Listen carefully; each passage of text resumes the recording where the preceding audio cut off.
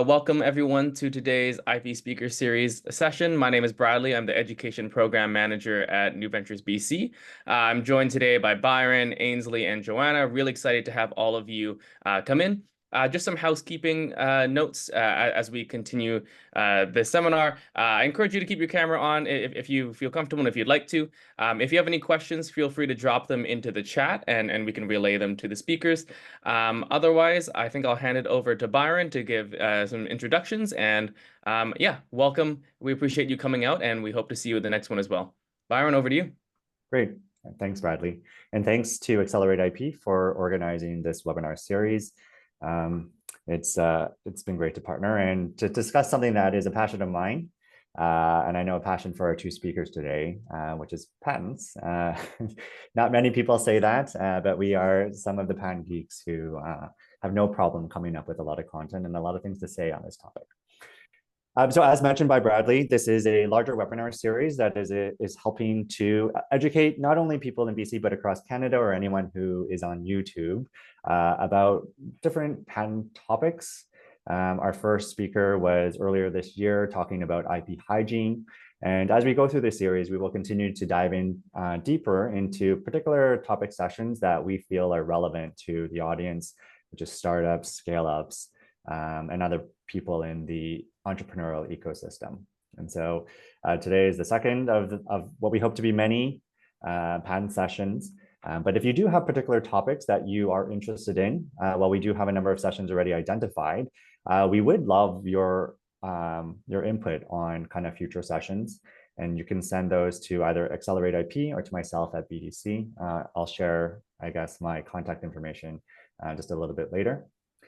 But why don't I start with an introduction to myself? My name is Byron Thom. I am a partner at the Industrial Innovation Venture Fund at BDC Capital. The Industrial Innovation Fund is a $250 million fund investing broadly in industrial innovation, including lots of companies that have strong IP portfolios. And so by industrial innovation, we typically mean companies in one of three main pillars. One is advanced manufacturing, so robotics, AI, and analytics. Two is ag tech and food tech.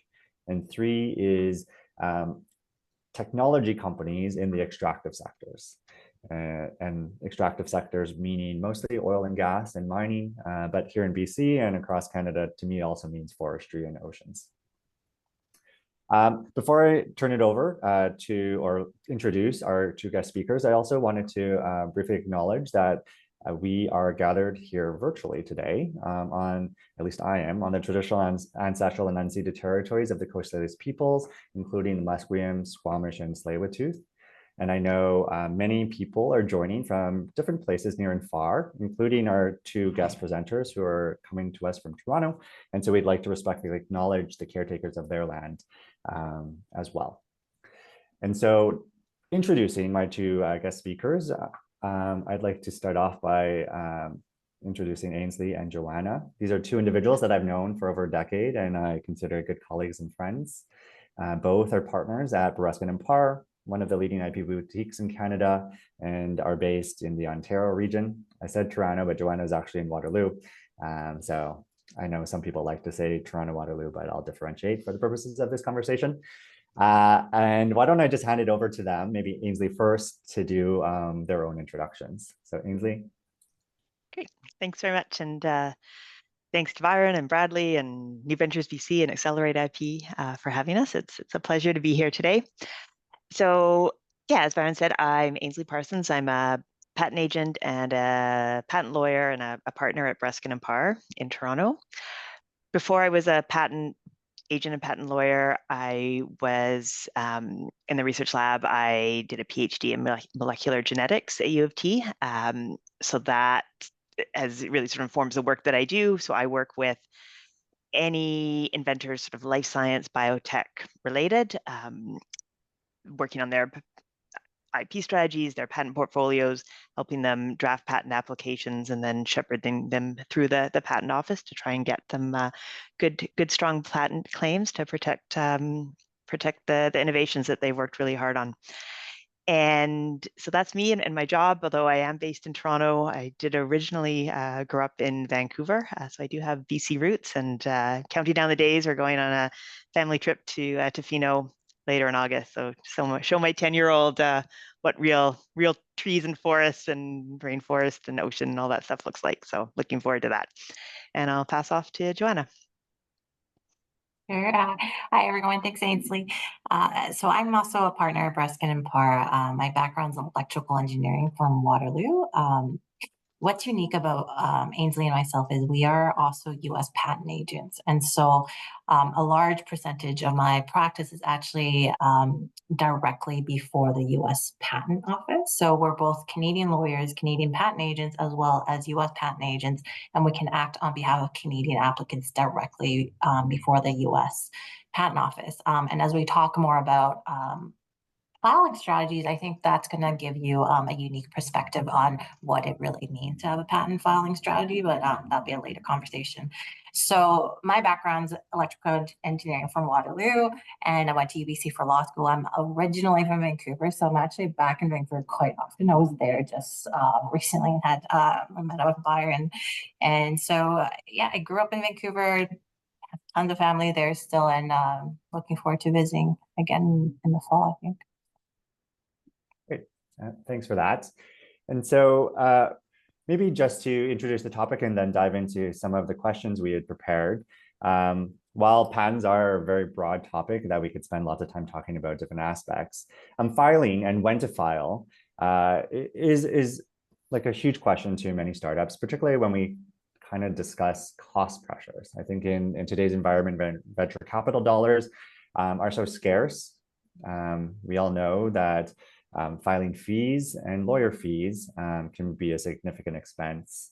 And so strategies on when and where to file are really core to ensuring that companies can get broad protection. But there are lots of different nuances on when and why. And so I think part of the reason we have two specialists here today is to give some of the different flavors on some of those decisions that I know scale-ups and hopefully participants on this call need to consider. And so having a leading practitioner on the life sciences side and one on the engineering software side, hopefully will give us some of that expertise.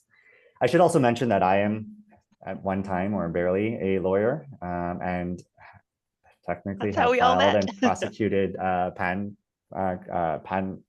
applications for my own company. And so I like to claim that I'm a patent inventor for at least one. And so have gone through this process many times. And so this is meant to be a fairly informal discussion on some of the different topics that I know that I've gone through when considering the process, but I know a lot of my portfolio companies also struggle with or have questions on. And so once again, I do encourage you to kind of think about questions that you may want to ask Ainslie and Joanna, and we will definitely save some time near the end to address things that we haven't otherwise covered. And so maybe just starting off as the broadest question is, why does it matter when you file a patent application? Is it important? And so maybe we'll start with Joanna, and then I'll let Ainslie answer the same question from a different perspective, and then we'll dive in deeper onto some of the different topics. Great, thanks, Byron. So I think to start off with, priority dates is key. You want to file as soon as possible so you have as early a priority date as possible. And the reason why is that it's kind of like a stake in the ground that you're establishing for your IP. Once you have that priority date, that means that everything else before that date, it's still a priority, but everything else that becomes public to your priority date is not prior to you. So you have less of a blockade, and especially in view of your competitors. And so file as soon as possible is key. But that said, there are different requirements to getting a patent. And so we won't explore all of them today, but what's key is that the disclosure you submit needs to be as detailed as possible as well. It needs to be enabling another individual to make your innovation, whatever it is. And so even though it's important to file ASAP, that disclosure needs to be detailed enough to enable that teaching. So at the end of the day, filing ASAP is good, but it needs to be sufficient to enable. So it's managing that balance that's important. But I'll turn it to Ainslie to expand more on that. Sure. The other thing that comes up a lot, and why timing, and why we're sort of having a whole session on timing and patent filings, a lot of it comes down to the nature of what an invention is. And one of the key parts, you can't have an invention, you can't get patent claims unless the subject matter that you're trying to protect is, or the technology is new. So it has to be new and non-obvious and useful. That's sort of the basic tenets of patent law. And the key is so that the fact that your invention has to be new can set off really strict deadlines that you need to file by. And that's, so in addition to balancing what Joanna was talking about, which is, getting ahead of your competitors, filing before there's too much prior art in your field, but at the same time having enough disclosure enablement in your application, you also have to be really carefully tracking, when you and your research group or your company are disclosing that information as well. So practically what that means is, in a perfect world, you would always get a patent application on file before you disclose anything about your invention. And there are some, there are some ways around that very firm deadline. There are what we call grace periods in some jurisdictions in Canada and the US, and the grace period relates to your own disclosure. So if you disclose your invention, say you are, and it happens a lot in my field because I deal a lot with technologies coming out of universities, and say someone in the research group has presented a poster presentation at a conference, that's a public disclosure. The patent application wasn't filed before then you have a year for that invention, and a year from that inventor derived disclosure, and you can still file in Canada and the US. But you can't file in Europe. In Europe, there's an absolute, it's strict. Your invention has to be novel with respect to any disclosures, whether you made them or someone else made them, before you file. So that's the other thing, when you're thinking about patent filing, you need to keep that in mind and be quite aware that until you have filed, do not disclose anything unless you're aware and you've decided that you don't want to pursue patent protection for whatever reason, and it's more important to get some, say, marketing materials out there. But keep that in mind. You don't want to rely on these grace periods unless you have to, but they are a backup if you need to.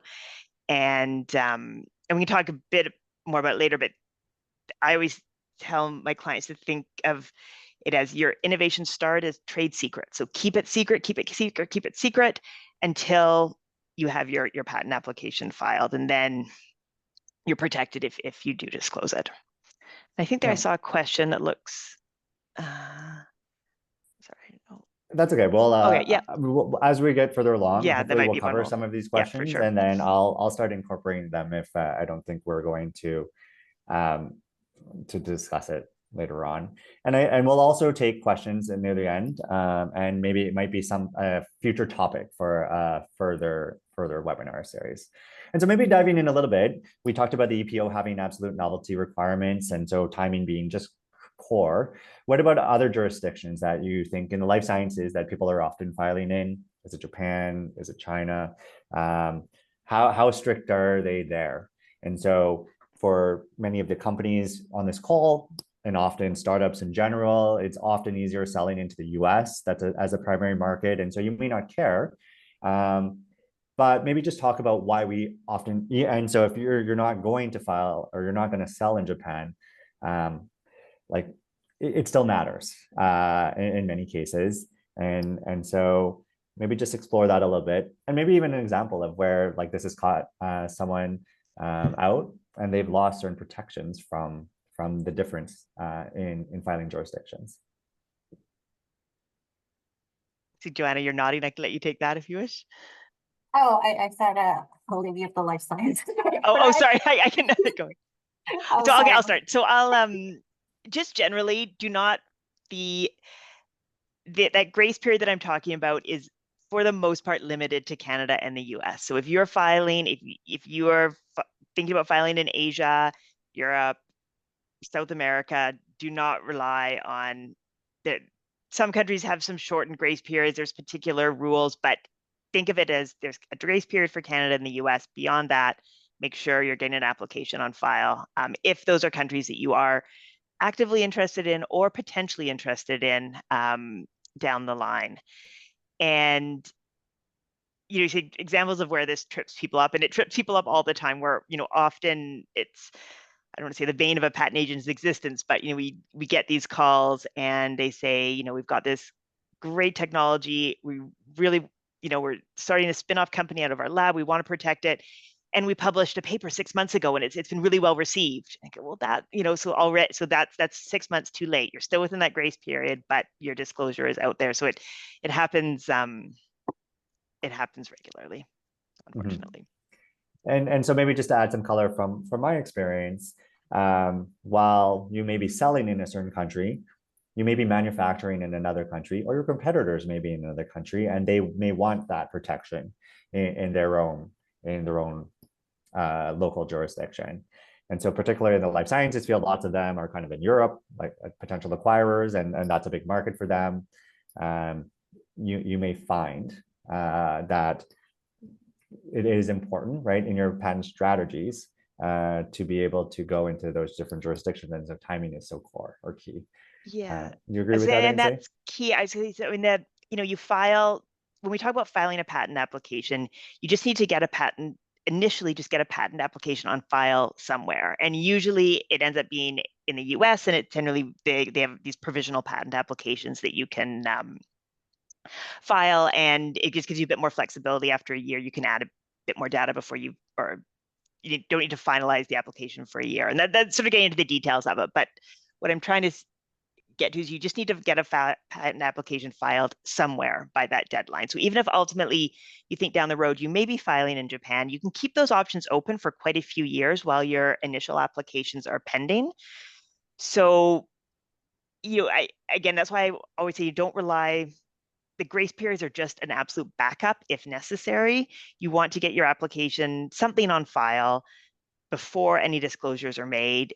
And then, a few years, if you plan your patent strategy right, you can keep the application pending for a while before you make a final decision on, are we going to file in Japan? Are we going to file somewhere in South America? Are we going to file in Europe? And you don't want to have missed out on that opportunity because you're relying on the grace period.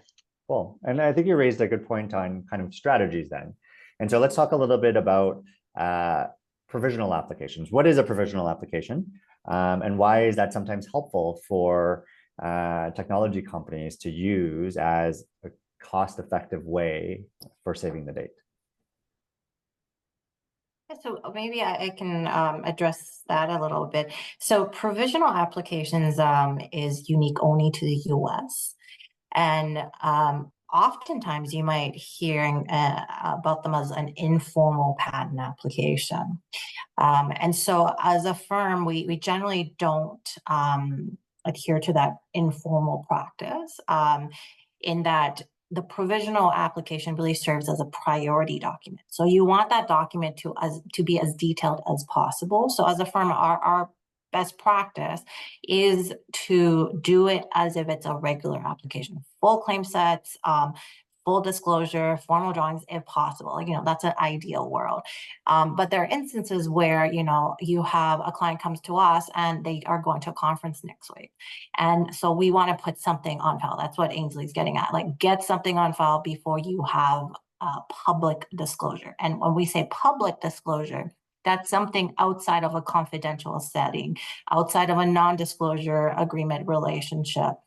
And so we want to get something patent pending. And so provisional satisfy that requirement. And so the uniqueness of a provisional rather is that once you file one, say today, July 2024, you actually have the next 12 months to see how your commercialization is, how you might further develop your technology. And then you can actually file an updated provisional application for the improvements. And that update has that later priority date, say, for example, December 2024. And you can keep doing that. You can keep updating it up until next July 2025. And then when you convert it to the regular cases, and we'll go back to what regular cases mean, you claim priority to your first provisional, number 2 provisional, number 3, with all the different priority dates. This is only available with provisional filings. If you had gone in as a US regular application first, today, you are stuck with the specification that you had filed. You're stuck with the drawings that you have on file. Your claim section that define the scope of your monopoly can be varied as long as it's supported by the disclosure. And so that's why I emphasize provisionals, even though the requirements are less formal, it should be as detailed as possible so that you have the flexibility in your claims as much as possible later on down the road. And I was going to, I'll jump in and say it on the life sciences side of things, we use provisional filings a lot. There's always this question of how much, and we talk about sort of how much data do you need to support your patent claims? And often we want to get a filing in, we want to get that flag in the sand as soon as possible, again, because of potential upcoming disclosures and prior art. But we may not be comfortable there's quite enough data yet to support the patent claims. So we'll often file when we think within the year, if the inventors think they'll have a stronger, better set of data, then we file, generate that data over the year, and then at that year point, take another sort of sober second look at how much data do we have now? Are things looking good? Can we go ahead with this patent application? Mm-hmm. And I guess one other thing that's unique about the provisional application is around publication. And leveraging that as either a tool for if things are not going well, it doesn't become a disclosure. Can you maybe explore that a little bit? And maybe it's more relevant in one field than the other. Yeah, I'll jump in on that because that is another tool that we use in life sciences quite a bit, because we are often, as I said, you're still generating data as you're going through this process and you're trying to get your application on file soon.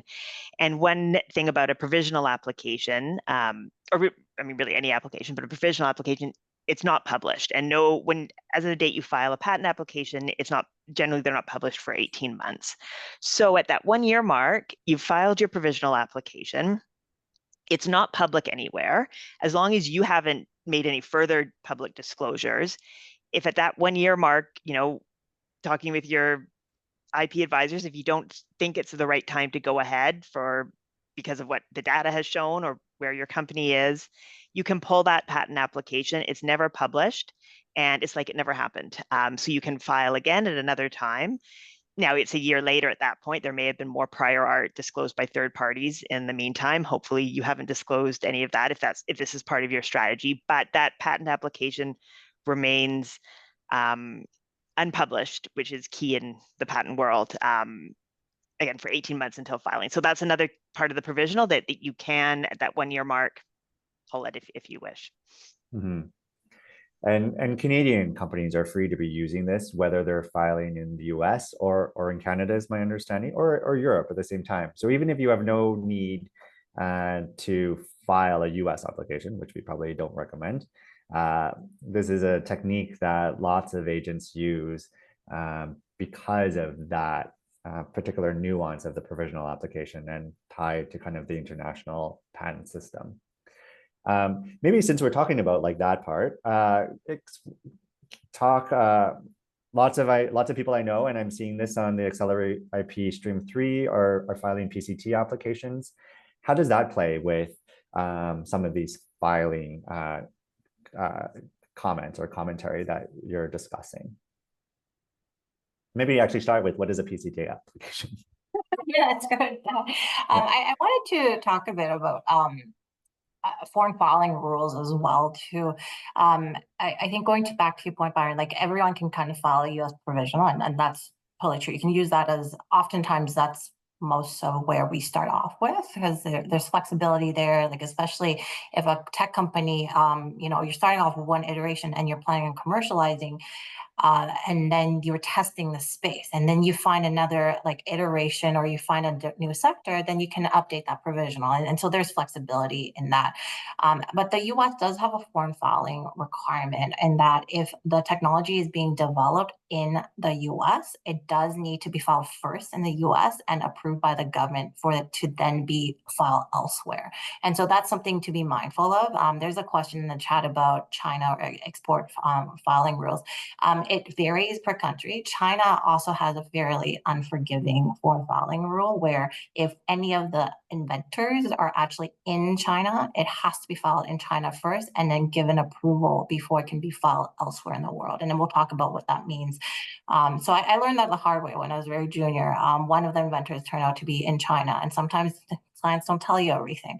They were traveling in China and then they were sticking around, and we learned the hard way that we had to file first in China. And what that meant was it needed to be translated to Chinese before I filed. Unfortunately, well, it worked out, just a little bit more costly. It was Chinese New Year in China. Around that time. So everyone is about to go on holidays for 2 weeks. And so as a result of that, we had to pay a bit more for translation. But it's something to be mindful of, if depending on where you are innovating, where your partnerships are, that there are some requirements where you must file in certain jurisdictions before you can then engage in other countries. One way to kind of sidestep some of these requirements is the PCT, the Patent Cooperative Treaty applications. So PCT applications are kind of like international patent applications, but they do not become international patents. Like it's not, there's no such thing as an international patent. But what it does get you is opportunity to make decisions on most jurisdictions around the world at a much later time. So if I file a PCT application today, I actually have 30 months from today to then decide, do I want to go to Australia? Do I want to go to China? Do I want to go to Europe? Do I want to go to US and Canada?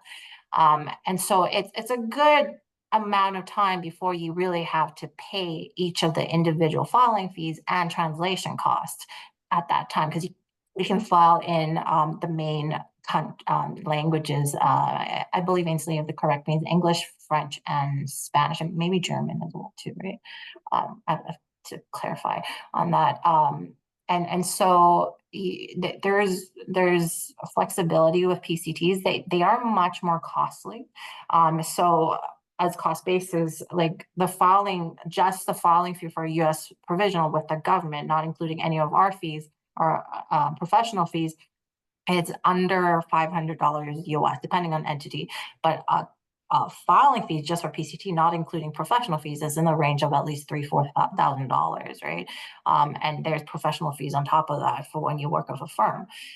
So I would only suggest PCTs if you're really seriously considering more than 3 or 4 jurisdictions. At that point, then we need to really understand the technology and see whether it's worthwhile, because a PCT gets you the placeholder, but you still need to commit to that 30 months down the road. Mm-hmm. Yeah.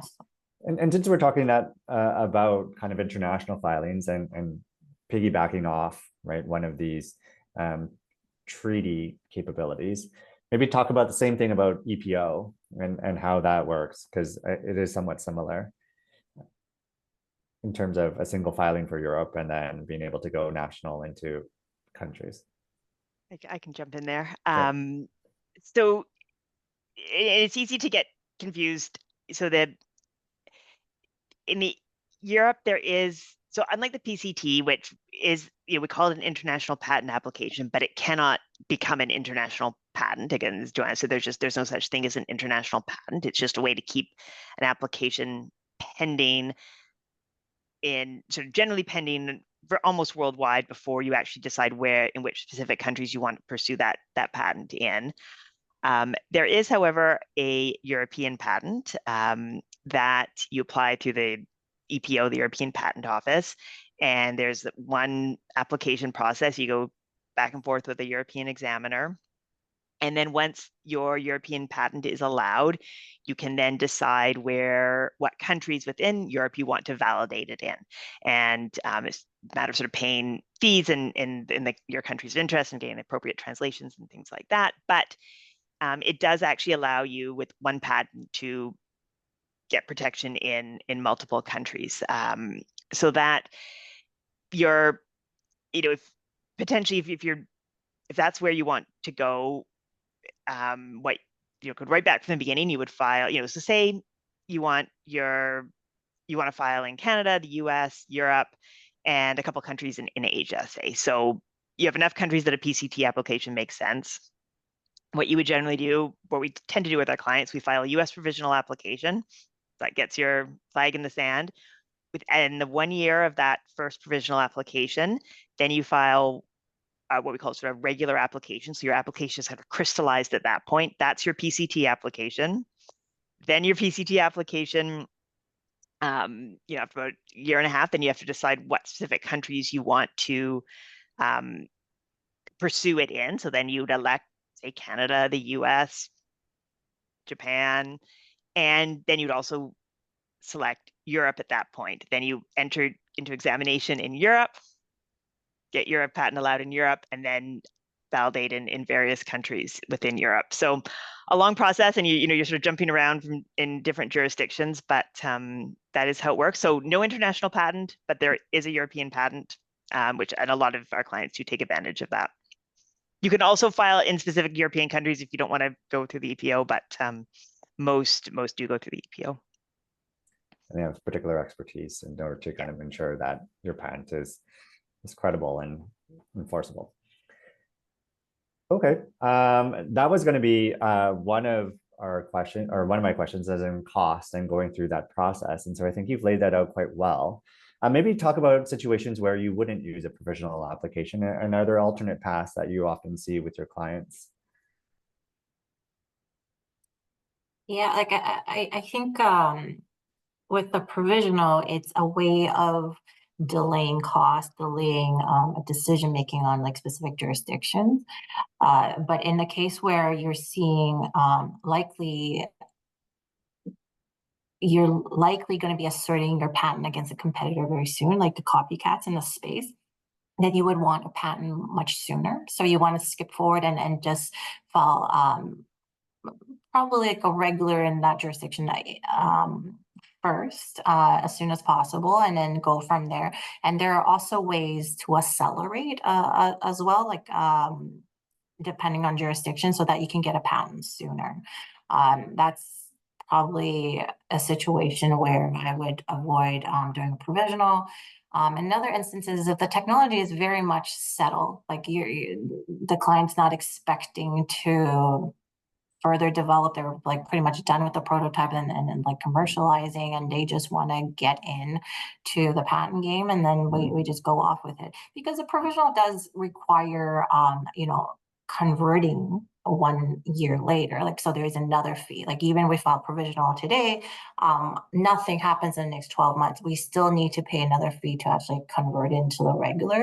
In the US, until you file the US regular case, it will not enter examination. So there's further delays. And even when you file a US regular case, you usually don't expect to hear from a patent examiner for another 2-ish years, unless you try to accelerate. And so that's usually the cases. Ainslie, what are your thoughts? Yeah, I was going to say that too. Really, most of our clients are generally trying to defer costs. Also in the pharma space, there's a long runway until you actually have a marketable, say, like you have all the drug trials and the regulatory approval. So the value of the patent, you want to sort of push it as long as possible, and that provisional gives you an extra year, essentially. So most of our clients do file a provisional first, but in cases where they are concerned about a specific infringer, if they if there are business reasons they want to get a patent issued as soon as possible, then you wouldn't file a provisional. You just file a regular application in your countries of interest, and then there are ways of accelerating examination too. So usually those two things go hand in hand. Great. And since we talked about the life sciences, maybe talk a little bit on the use of, it doesn't need to be the use of professionals, but I know it often is, about enablement and utility. Because I think this is an important aspect for any of our life science companies, that we say file early, file often, but that doesn't actually get you a patent application because there are other things that suggest that you need to wait. And so maybe just talk a little bit about that balance and some of the things at the high level. Obviously, like you can't speak specifically for any particular company and they should go talk to a patent lawyer. But what are some general advice around that? Yeah, so that's I think I spend a lot of my time working with inventors trying to figure out when the right time to file is, especially in the life sciences sort of pharmaceutical experimental space. A patent, your patent claims, your claim subject matter has to have utility. It has to work. But within life sciences, there's more sort of variation within there, and or not variation, but you have to be able to convince really a patent examiner that the data that you have supports the scope of the claims that you're trying to get. So if you have done some very sort of preliminary in vitro experiments that are quick and dirty, you've got something that looks like it might work, you may be able to get a very, very narrow claim that just covers exactly that experiment that you did. But if you want to expand that to a more valuable, a broader claim, then you have to be able to, and the key we use in Canada, the term we use is sound prediction. A person of skill in the art it has to be reasonable that they would soundly predict that based on what you've shown in your specific experiments would hold true for the full scope of your claims.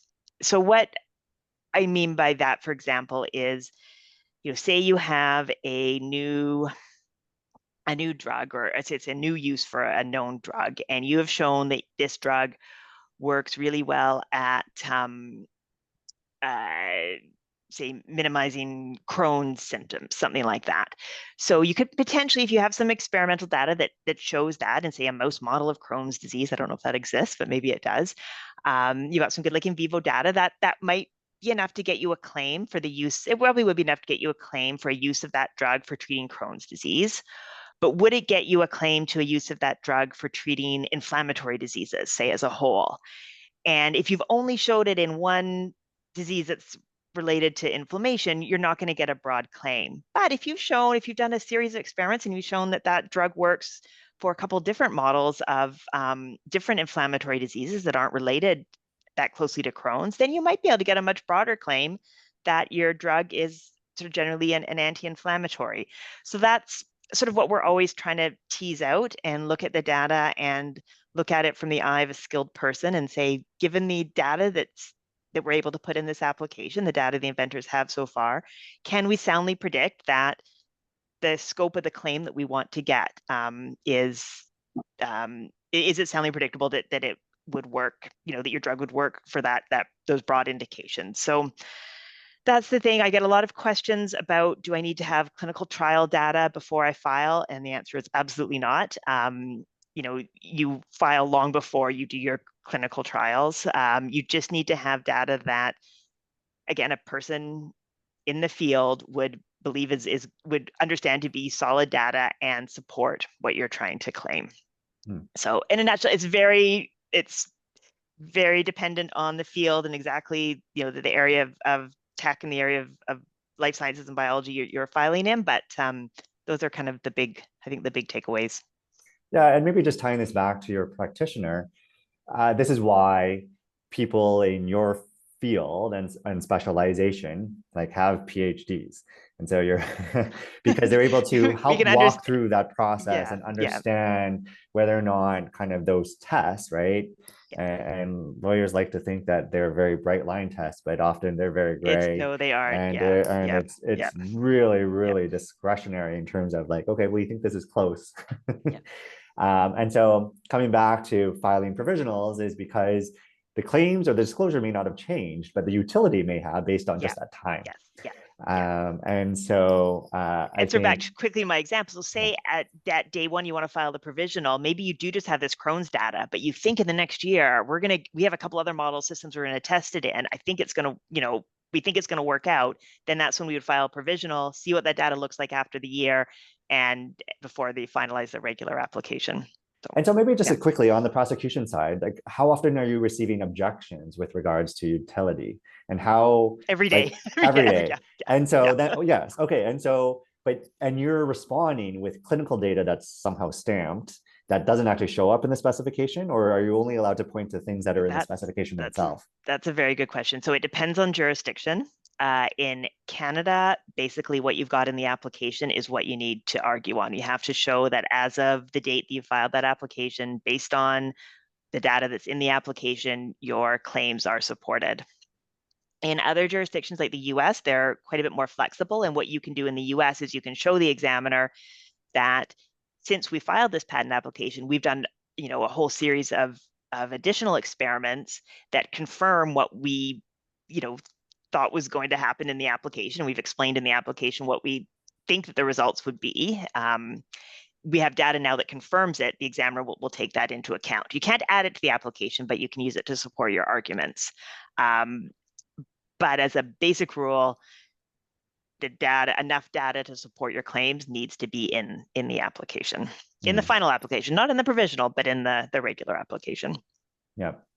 And so timing is then so important to ensure that you're far enough along the path of making that discovery. And it's often a judgment call, right? And it's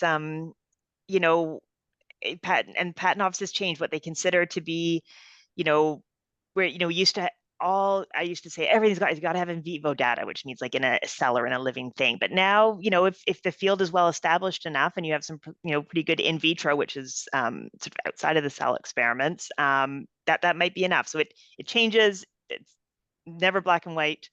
So you just have to work with your advisors and. Yeah. And so maybe just quickly, and I do want to move on to a different topic because I know not everyone here is life science, but I think this is just kind of showing from an expertise perspective, like how it is very nuanced in particular areas, but like maybe talk about an engagement with a client on that conversation. Like you never want, and this is just talking about patent filing in general, like please don't show up the day before you're publishing a paper and say, I want to protect this. And so I'm sure that you can work some magic and do something, but maybe through a process on either side, right? Because utility is still an enablement is still a thing on the software side or on the AA side from a predictive perspective, particularly on, and I know lots of clients or lots of portfolio companies are like, oh, we think this will work, we think this will work. And so we're filing. But talk about that give and take, right? And so from an education perspective, how startups who are working with lawyers and service providers should be informing them, like yourselves, about, hey, we're getting close, or we think we have something. And what is a typical conversation in an ideal world? I know nothing is an ideal world, but what does that relationship and that two-way conversation look like? Do you want to take that, Joanna? I often tell my clients to treat me like a grad student. So treat me as their grad student and educate me on your invention from that perspective. Like, so I need the technical details and assume I have some technical appreciation, but I also don't need you to write me entire documentation. But I need to know where the invention lies, and then I can prompt for questions. So we start from there typically. So in contrast to Ainslie, I actually have rarely ever seen a utility objection from a patent examiner. So honestly, you're kidding me? Yeah, so that's what that's so interesting. No, it's funny when I hear from your perspective. Like I've never ever seen one. It's like to me, because I'm in the software world, everything is possible. Like anything is possible. And so clients in my space, like I would say, like as long as you have a good enough idea of how to implement it, come talk to us. And like, I will ask questions. It's not about the utility or implementation that's the concern, is the other requirements of obtaining a patent. Like, that needs to be new against the world, everything prior to your date, as well as not obvious. And obviousness it's a very subjective argument that we say is in view of a skilled person, but like, really, like, what does that mean? So my concern mostly within the software world is, how are you going to overcome those hurdles? And it's because of my technical background and my experience in this space that I can guide that conversation, and I can strengthen it. Software patents are available, like, they are possible, and I have made a career out of it. But in order to have a really good, strong case for a software patent, you do need to appreciate the nuanced difference and how to prepare the claims to target that. So yeah, like, I say, treat me as your grad student, educate me on what the innovation is, where it's going, because the patent term is 20 years. And so you want to think ahead. Like, it might be that you don't protect what you're doing right now. Think ahead for the next 3-5 years. Can we protect that ahead of the game so that your competitors can't really come in and take over or copy you that easily, because you already covered all the improvements in the next 3-5 years? Okay, great. And we've already talked a lot about life sciences and on the software side. I know one of the things that and I think software broadly expands also to AI. I'm not sure. I know this is a big topic right now. I don't know if there's anything specific on that, but another area that I know we wanted to cover a little bit is around university research and innovations. I know there are amazing universities in Canada, and there are a lot of people, particularly in the Accelerate IP program, who are leveraging some of that research into companies. So any advice you can have that may be specific to things that have come out of a university lab or from an ownership perspective are tied to a university would be helpful. I can start there, because I do work with a lot of both university clients, like through tech transfer offices, and then startup, like sort of spin-off companies that have come out of university labs. The first thing to be very aware of is your university, your institution IP policy.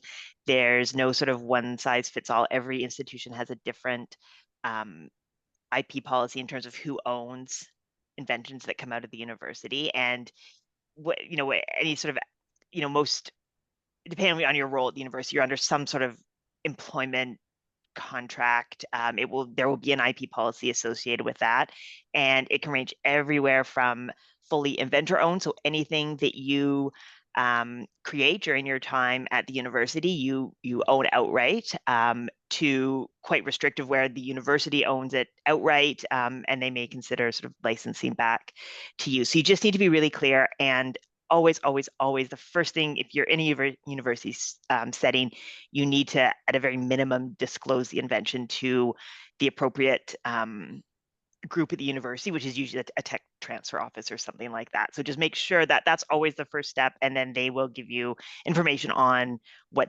sort of their ownership scheme is. So that's just really, I've had trouble, but I've had issues especially when I was more junior. I didn't realize what an important step that was.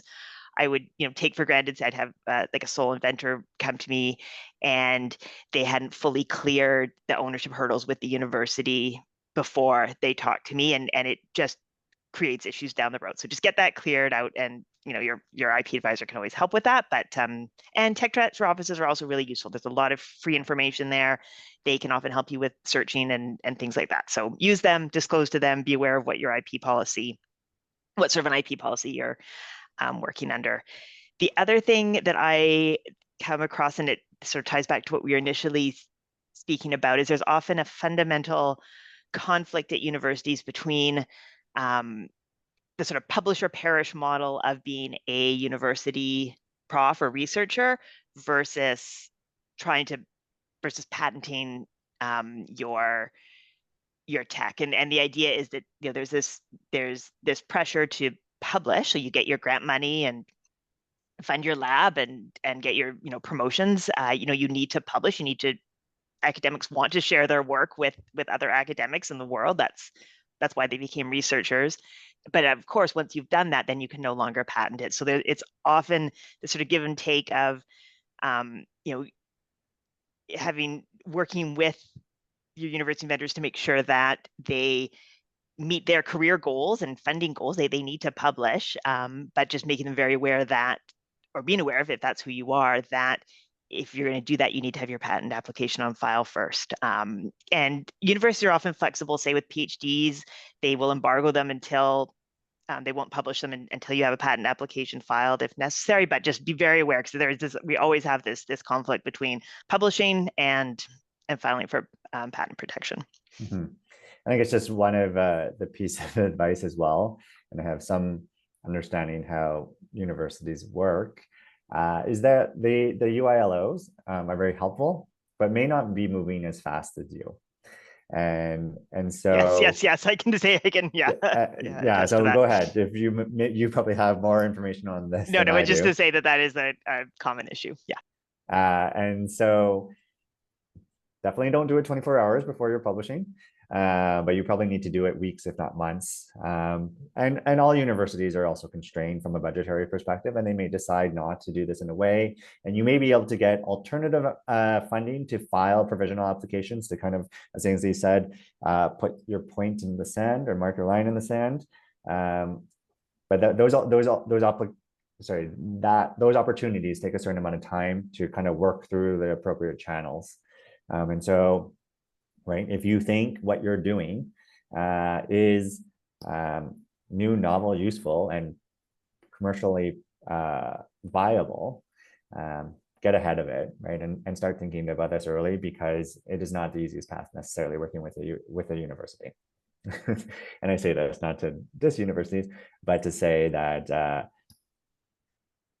they may not move as quickly as you do. You need a lot of lead time. Yep. Yeah, they're going to need a certain amount of lead time. I would also emphasize that even if you choose to just pay out of pocket, it doesn't mean that you no longer have obligations to the university. So it's something to be mindful of too. Like, I would not just avoid these obligations or whatever other university policies, like be upfront and get the signatures. It's always better for them to talk to you, engage with them early on when you have no success than later on when you have proven success, and to just have them sign off on it and say, like, well, depending on which university, it's usually okay to sign off on.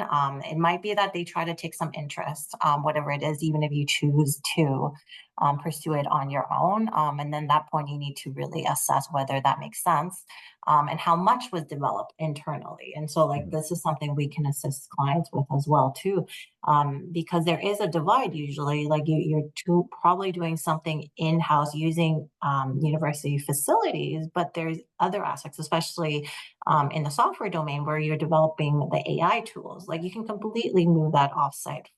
Typically, like, you can divide it as if it's related to some hardware that you're developing in-house in the university. So there are ways to try to avoid the obligations you owe to the universities, but you can't really figure that out until you read the specific requirements. That applies also to grants as well too. I know my tax is a huge thing right now that's being pushed on a lot of different entities. The requirements on obligations for each university varies. They have specific requirements as to who owns what IP, what the university may own, and what the students who are under my tax may own. And that varies per university as well too. So definitely be very cautious of that, and have agreements on your end to protect your own IP with whoever you're hiring. Because if you're hiring interns, it's usually a problem in that you can't really get them to sign off on things after a while for IP, because they might not be there for long. So there are aspects of IP ownership that is very essential when you're within the academic space. And so, yeah, like a takeaway is just have those conversations up early, because it will not only affect your ability to get patents, and protect inventions, but also, speaking as an investor, like, it may also hinder your ability to raise capital if you don't have full ownership or clearance to be able to leverage technology that's coming or derived from university research. Great. Sorry, Byron, and I think from your experience, I'm curious to hear, like from the audit part, that's really key too, right? Like if you're engaging with a startup or a scale up, and you're potentially looking at, investing or buying them, I'm sure the auditing part in terms of what NDAs, what kind of IP ownership between the inventors and who has been there and who still is there can sign off. Like that's key for you to assess as well too, right? Sure. Yeah, as if IP is a core aspect of the ability of the company to get into certain areas from an operations perspective or from an M&A perspective. And so if we know that the likely acquirers are very IP focused, the amount of diligence we're doing on ensuring proper hygiene is increased that much further to know. Because you have and I have seen deals killed from an IP perspective, because the value is in that intangible asset, and without it, competitors can swoop in sometimes. And so it is really important to be able to think about these things up front, because it may affect things that you may not think are important right now, but do have a huge impact on the enterprise valuation of your company. Okay, maybe I know we're running out of time, but I know we've already agreed to go a little bit later. And so first comment is that hopefully you'll be able to stay online, all of the people who have signed up for this webinar. But if you do need to drop, this webinar will be posted on YouTube at a later date. And so you can always refer back to it if you're unable to watch the last little bit. We wanted to go into some use cases and maybe talk a little bit about the process. I know we've already talked about using provisional applications through a PCT, but we wanted to maybe highlight some specific steps that startups, scale-ups, and larger organizations can take when they're thinking about building out their IP portfolio and devoting certain resources to patents and patent filings. And so starting with startups, I know lots of people who are using Accelerate IP are fairly early stage. They may be pre-revenue even, and so likely have limited funds and an uncertain future. So maybe just talk a little bit about some of the advice that, or some practical advice that you may give to these types of organizations at that stage. Yeah, maybe I'll just start off with startups first. And Ainslie, you can continue onwards and go back and forth on that. I think the startups, provisionals are great. Like provisionals are excellent. It gives you flexibility, and it enables you to kind of grow your technology and adapt and keep updating it. In the world of government funding right now, it is a different beast.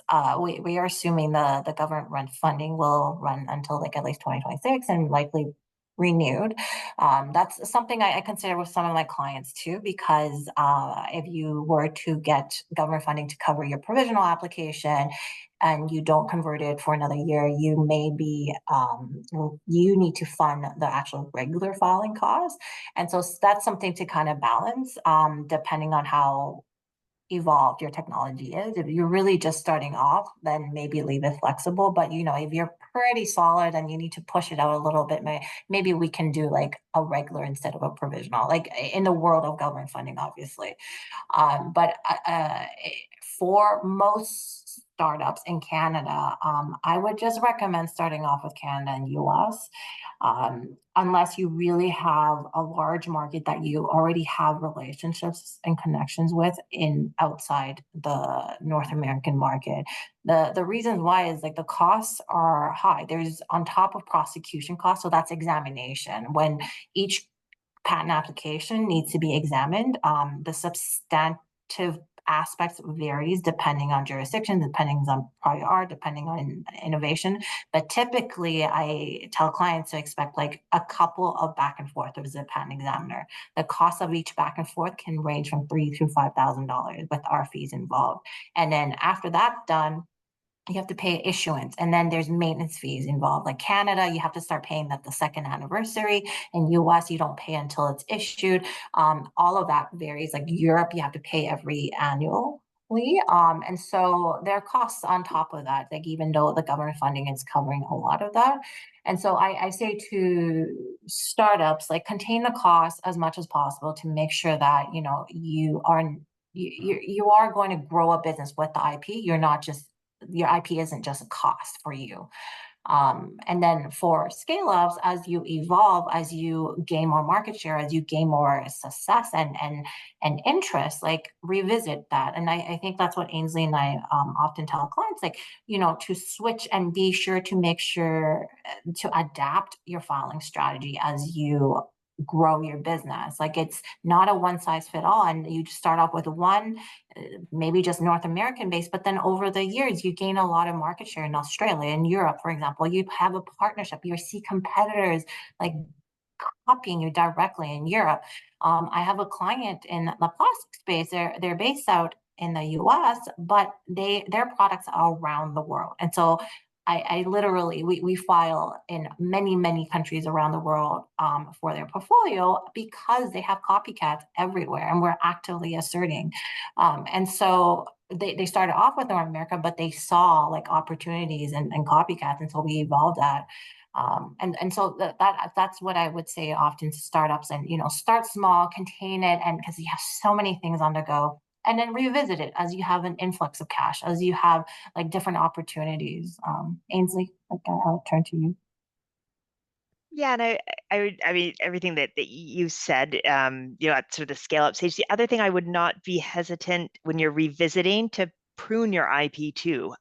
There are a lot of costs involved with maintaining your IP, and if it isn't serving you and it's not, you know, you don't see that it's a potential revenue stream for even just licensing, you know, often the best decision is to let some things go as your company matures and you're, you know, the tech, you know, what you thought was going to be your big product isn't, or the tech has changed, the market has changed. So I always, you know, take a good critical eye at your portfolio and don't be afraid, you know, to walk away from some things if that is the best business decision. You know, as you then progress to sort of a more established company, the other, you know, you can start to look at your IP, even as, you know, a potential revenue source. Are there things you can license? You know, is there, looking more closely at what your competitors are they potentially infringing on your patents? Do you want to start thinking about asserting them? You know, are there parts of your portfolio that you want to, as opposed to even just pruning and you know, walking away from, is there stuff are there patents, is there IP you can sell? So those are all, you know, things get more complex as you go. And I think the key that as Joanna was saying too, is that it's not a static thing. Your IP needs change. Keep on, you know, it's not like you file one provisional application, turn it into regular, and then that's your IP for the rest, you know, for the life of your company. It's not like that. And you need to keep an eye on it, keep on revisiting it, and assess really what you need and how it can help you and your company. Yeah, that's actually a really fascinating point. And so maybe let's dive into this a little bit, because as an investor, we're trying to understand the strategy of the organization.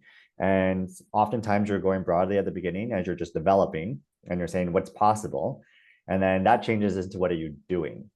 And so maybe talk a little bit, and from that perspective, your IP should be directed, right? The most valuable IP should be directed on what you're actually doing, even though you might have like a skunk work somewhere else that are doing things that are adjacent, or people have 10 or 20% time doing something that's fascinating, but maybe it's not a current focus of the organization. And so maybe talking through your clients through that process, any examples or any kind of tidbits or interesting stories where companies have continued to file on things that are not core to their business from an overall strategy perspective, but then have become valuable in one way or another, either through a pivot of the organization into something that, oh my God, this all of a sudden works, or they're creating something that they can then license or sell off. And so maybe something more specific on that, because I'm definitely a believer that, right, your R&D budgets need to be focused on what you're actually doing. But that's not how inventions typically work. And then we sometimes need to remember that there is a separate. Yeah, like I think maybe a good example, I like to use the GoPro case study I have like developed or just considered a lot. So as most people know, the GoPro is a very rugged little camera that you can kind of mount on pretty much all different surfaces.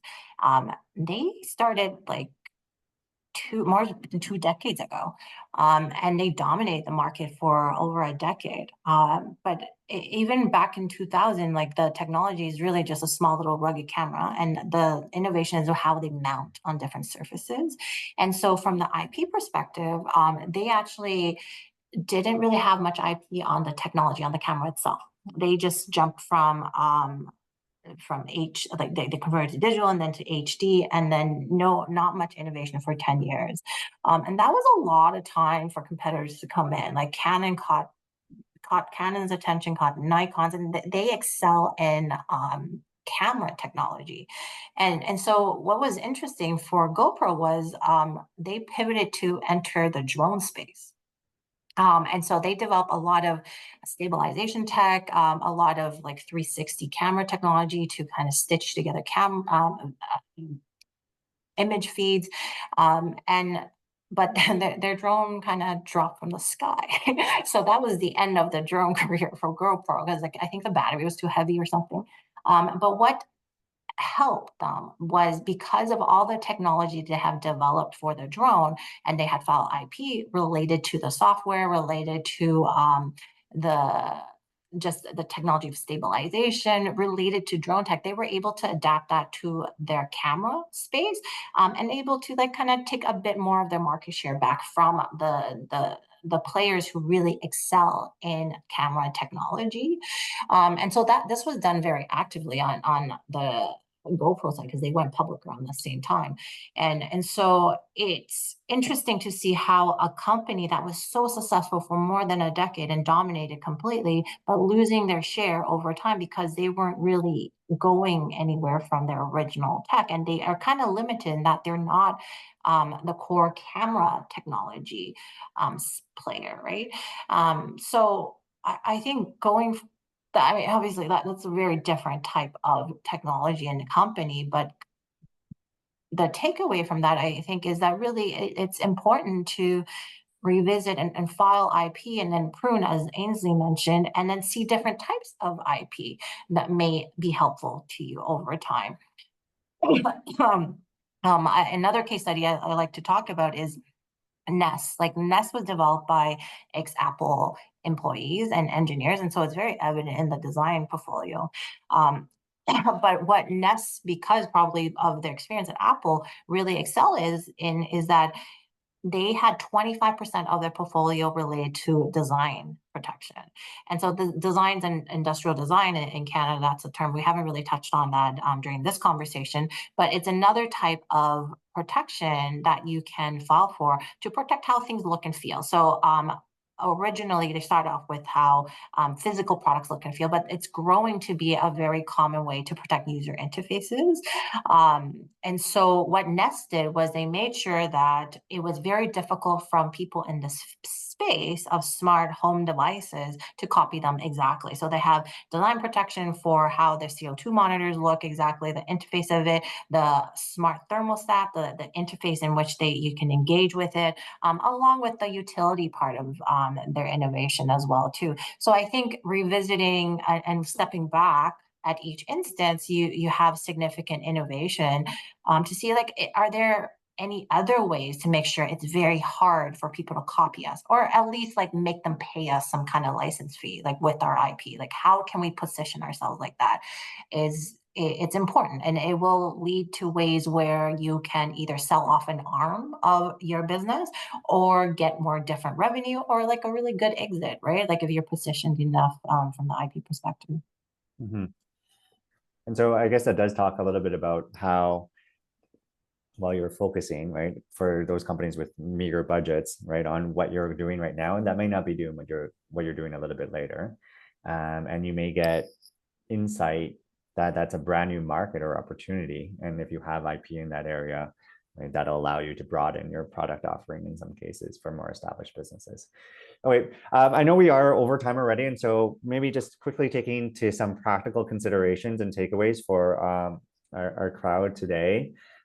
Anything either of you would want to add to the conversation with regards to how to work with your client, how to work with service providers, lawyers, patent agents, but also how to maybe manage costs that you think is worthwhile kind of sharing with our audience today?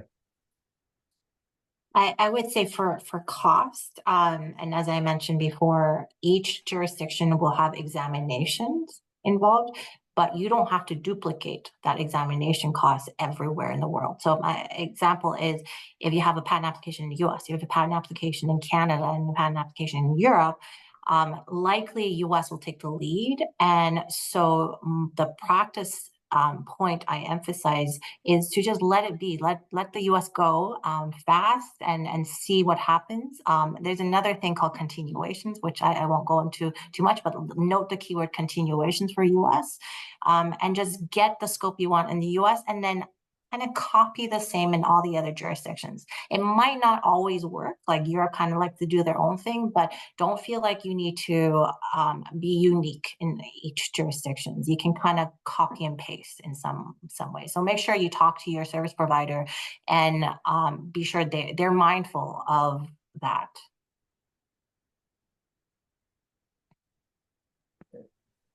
And I would just say this is sort of very high level, but just sort of right as of the moment, there are, and I saw there's a question in the chat about it too, there is a lot of government funding available right now. So take, if you're at early stage, if you're thinking about developing an IP strategy, now is the time, if you're in the position to take advantage of these programs. There is those first steps, you can get good funding for them right now. So, Accelerate IP, is a great place to start. New Ventures BC will help you with that. So, really there's opportunities. And I'd say the other thing to take, the sort of practical consideration to take away from this, is how careful you need to be about your timing of filing. The whole point of the seminar is, watch your, strategy-wise, make sure you're filing, do your best to file at the right time, and make sure you're not disclosing anything. You're keeping everything secret until you have something on file. That's what sort of, at the early stage, trips people up the most. And so maybe on that, yeah. and maybe as the last takeaway, it's how should startups or scale-ups kind of organize themselves to ensure that they're able to meet those filing deadlines and not get offside of the very strict rules in some jurisdictions?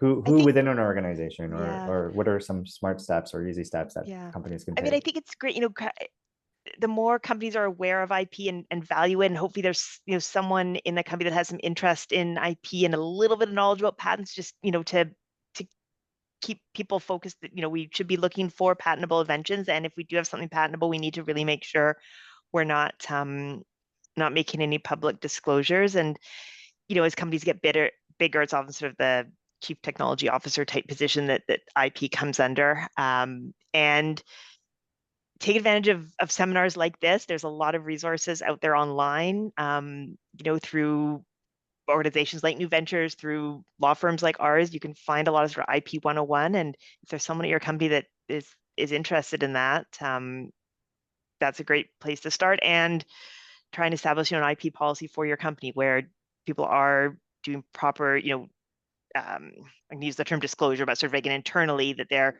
bringing potential inventions that might be patentable to the right people's attention, and then the steps are being taken quickly to protect them.